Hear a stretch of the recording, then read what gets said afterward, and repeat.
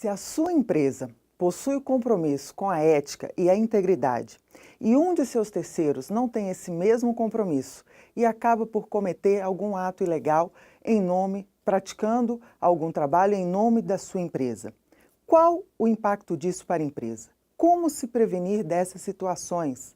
Por que devemos nos preocupar com a atuação dos terceiros?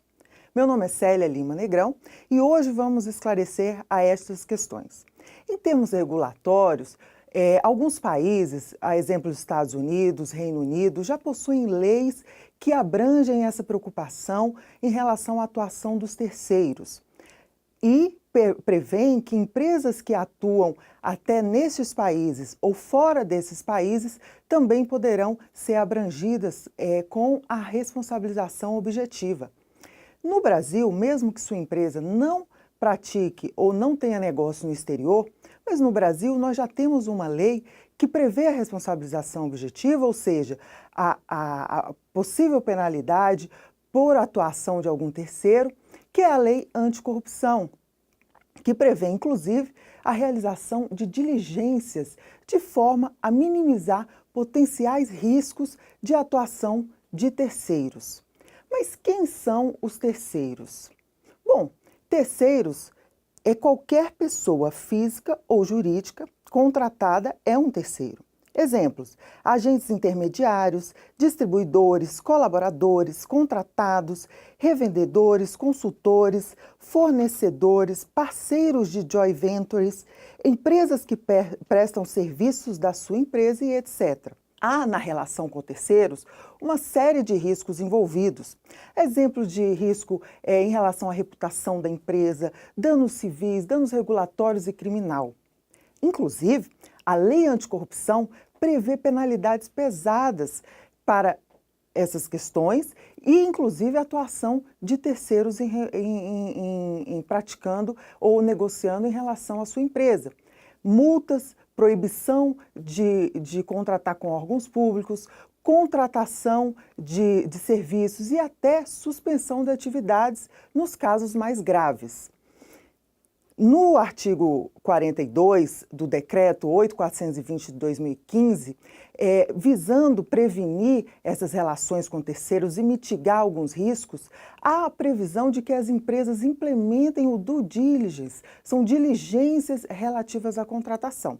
Vamos ver o que prevê o artigo 42. Diligências apropriadas para a contratação e, conforme o caso, supervisão de terceiros, tais como fornecedores, prestadores de serviços, agentes intermediários e associados. Prevê ainda a verificação, durante os processos de fusões e aquisições e reestruturações societárias, do cometimento de irregularidades ou ilícitos, ou da existência de vulnerabilidade nas pessoas jurídicas envolvidas. A ordem agora é conhecer os seus terceiros, entender quais os riscos possuem nesse relacionamento, ter controle e conhecimento das atividades que contratou ou nas quais se associou. Até agora, vimos alguns aspectos regulatórios em relação a terceiros e a importância de se preocupar com ele. Agora vamos entender como estruturar um processo de due diligence. Para isso, vamos conceituar o que seria due diligence. Trata-se de um procedimento que visa auxiliar uma avaliação prévia dos terceiros e do seu monitoramento. Tá? É uma forma abrangente de entender a estrutura societária, a situação financeira do terceiro, bem como levantar o histórico dos potenciais agentes e outros parceiros comerciais, de forma a verificar se este tem histórico de práticas comerciais antiéticas ou que de outra forma poderá expor a empresa a um negócio inaceitável ou que envolva riscos legais.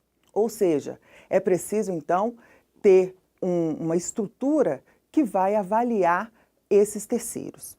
E para isso é preciso que a gente implemente aí uma avaliação de riscos de cada terceiro, porque há terceiros que representam um baixo impacto ou um alto risco para a sua empresa. E aí há algumas classificações que podem ajudá-los a avaliar qual o risco daquele terceiro para o nosso negócio. Vamos aqui eu vou dar alguns exemplos de algumas classificações que podem ser utilizadas na empresa. Por exemplo, um fator de avaliação seria verificar a área de atuação ou a natureza do negócio, a complexidade desse negócio, a zona geográfica de atuação desse terceiro, o valor do contrato que envolve, se envolve a obtenção de licenças importantes ou aprovações de governo, grau de dependência do terceiro contratado, relação contratual, enfim, os terceiros que estiverem em um nível alto de risco devem passar por um procedimento mais abrangente de due diligence. Terceiros deverão também, estes que representam um risco maior, deverão ser monitorados após a contratação ao longo do tempo. Esses procedimentos, dependendo da classificação de riscos, eles podem ser mais simples ou mais complexos. Por exemplo, pode-se contratar um software de compliance que vai fazer pesquisas, inclusive, no exterior, em relação àquele CNPJ ou algum CPF. Em relação a uma empresa que representa um risco mais baixo, um terceiro com risco mais baixo, por exemplo, pode ser feito pesquisas na internet. Há bancos públicos disponíveis na internet, sites judiciais que têm como pesquisar o CPF e o NPJ sem muitos custos para as empresas e de forma mais rápida.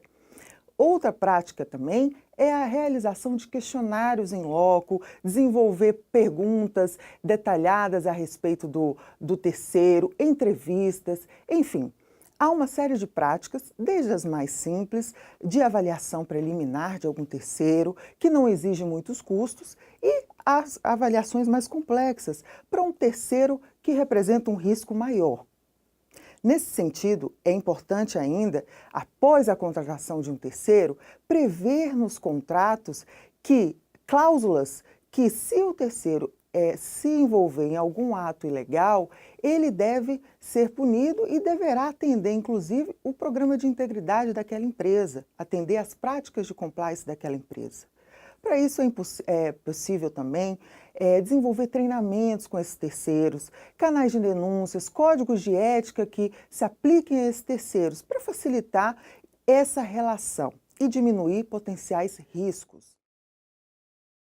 Nesse sentido, quero deixar aqui uma mensagem final aqui como forma de que nós devemos nos preocupar com os terceiros, porque esta é uma realidade nos dias atuais. Recentemente tivemos aí grandes casos de repercussão mundial, envolvendo empresas, envolvendo essas relações entre terceiros, inclusive como uma parte prática, nós temos aí o caso da Petrobras, que recentemente publicou que tem desenvolvido práticas de avaliação de terceiros, que tem desenvolvido práticas de classificação de riscos de terceiros e com isso tem fortalecido a sua governança, fortalecido os seus controles. Já é uma prática de mercado. E a mensagem final que quero deixar é a seguinte: conhecer os terceiros é uma forma de se proteger, de realizar associação com empresas que possam criar problemas de reputação, negócios mal-sucedidos, multas e demais problemas. Lembre-se, as ações de terceiro em nome da empresa são de sua responsabilidade, bem como a ação dos seus empregados. Não é mais possível ignorar a responsabilidade ou danos causados à reputação de uma empresa pelo trabalho terceirizado por falhas de ética e conformidade. Pense nisso e desenvolva o processo de due diligence na sua organização. Até o próximo vídeo.